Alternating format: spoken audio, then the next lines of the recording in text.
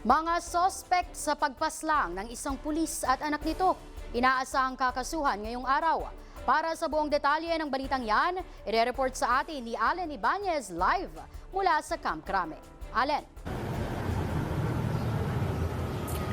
Yesterday, hindi muna pinangalanan ni PNP Chief General Jose Melencio Sinatates Jr. ang mga sangkot sa pagkamatay ni Police Staff Master Sergeant Diane Marie Molenido at sa 8 taong gulang na anak nito na huling nakitang buhay noong Enero 16. Ayon kay PNP Chief Nartates, mayroon ng significant update kung sino ang nasa likod kung ano ang motibo sa pagkamatay ng 2 biktima.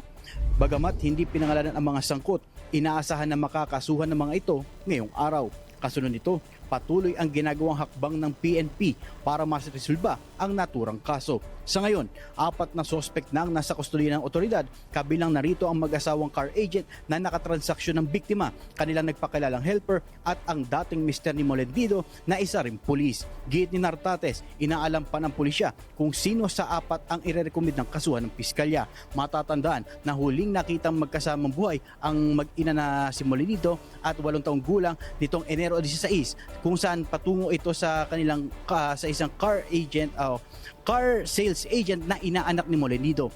Nai-report na nawala ito ang dalawa nitong January 19. Para sa DATV News, ako si Allen Ibanez live mula sa Campo Crame. Live mula dyan sa Camp Crame, maraming salamat sa iyo, Allen Ibanez.